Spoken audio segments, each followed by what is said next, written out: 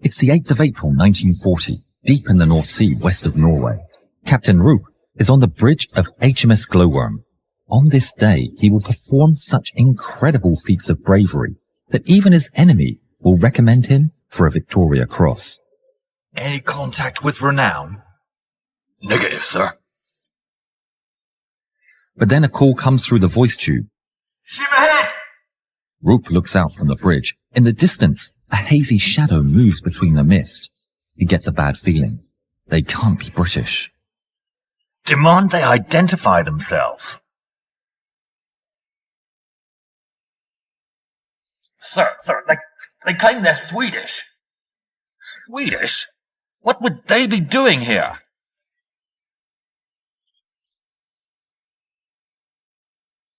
Those are Germans! Open fire! In the fog in the distance, the German destroyer fires again. Pandemonium is unleashed aboard the Glowworm as everyone runs for their battle stations. Enemy shells striking the sea all around them. The 4 120mm guns turn ominously for the enemy and unleash their salvo. The shells fly across the sky and slam into the water, just short. The enemy turns away, attempting to flee the engagement, but Roop won't let that happen quite so easily. Follow them! Full speed ahead! Another ship is starboard!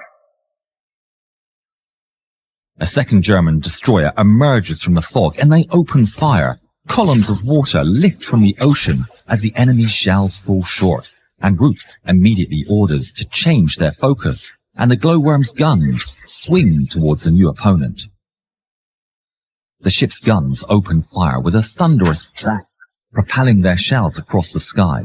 The British narrowly miss their mark, causing gigantic splashes near the enemy's flank. The German vessel deploys a heavy smokescreen as it attempts to disengage. Chase it down! Don't let it escape! Meanwhile, several nautical miles away, the German heavy cruiser, Admiral Hipper, sails with its fleet on their way to Norway, when Captain Helmut Hay is informed of the battle to the south and is ordered to relieve their ally. He doesn't need to be told twice. The 18,500-ton giant turns towards the battle. Meanwhile, HMS Glowworm punches through the waves, firing her guns in pursuit of the German warship, when suddenly the lookout spots something emerging from the fog.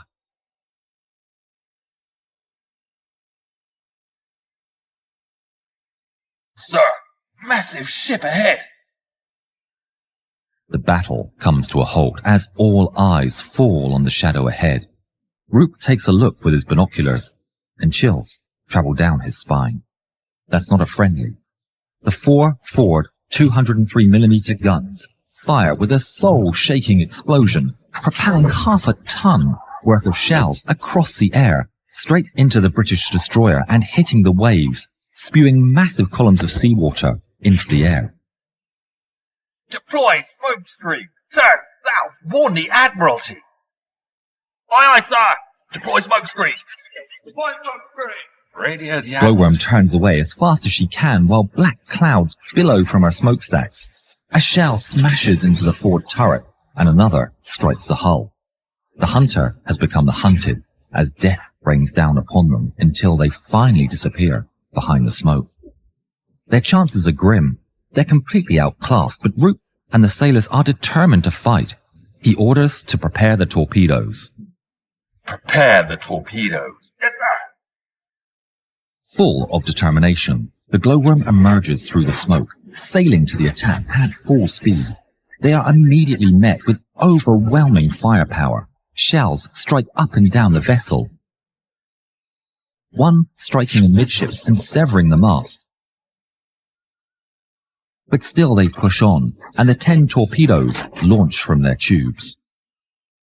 Roop immediately turns the ship around, dashing for cover as the cruiser punishes the little ship.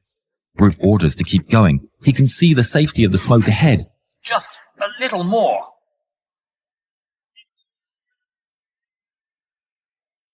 A shell hits just behind the bridge. the explosion tearing through the wall and taking out multiple sailors and officers.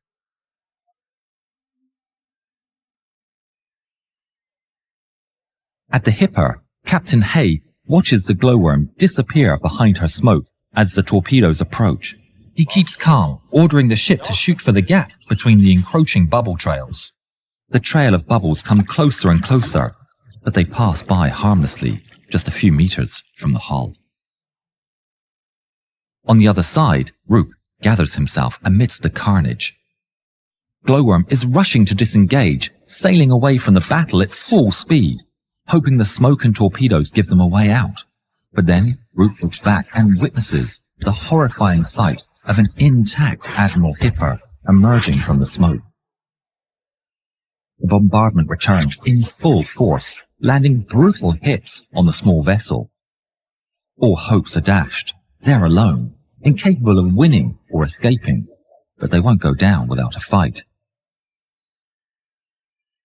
Turn around and ram it! Aye, aye, sir! HMS Glowworm speeds through the waves, dashing amidst a rain of high explosives. The Hipper unleashes all it has, guns big and small firing away at the approaching vessel. Captain Hay can't believe his eyes as the ship races towards.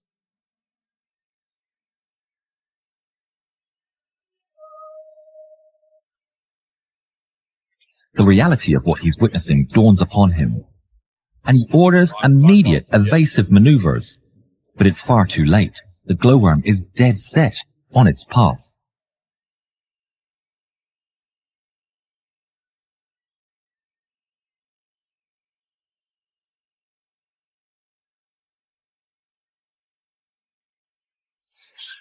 The impact opens a gash on the Admiral Hipper and completely shreds the glowworm's bow. The British warship lists rapidly and Captain Roop orders to abandon ship. At the Hipper, the ship is taking in water, but Captain Hay is informed they'll be able to contain it. Then he looks back at his opponent, burning and sinking. It's rolled over on its side, and he can see sailors sitting upon the sinking hull.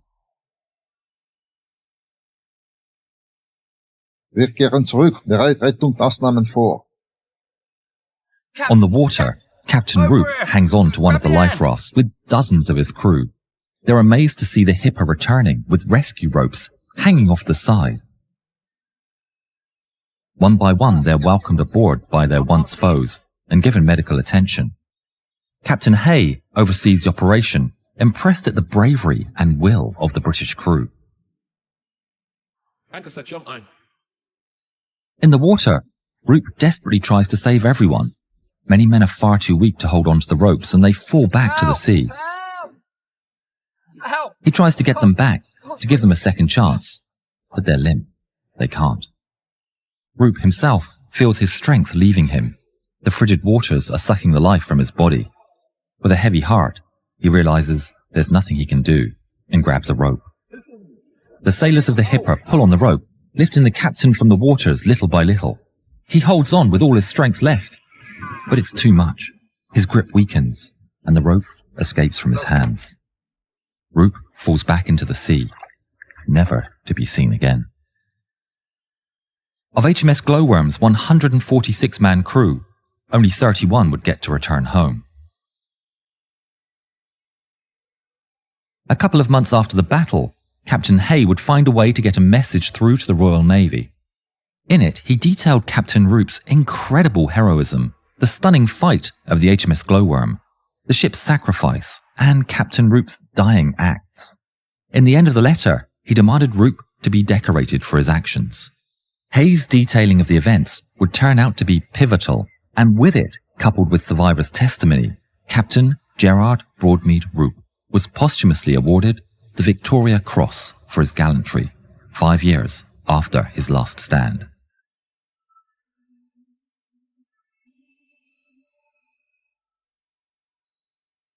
If you haven't yet, please subscribe to the channel and please watch more videos of ours. Thank you.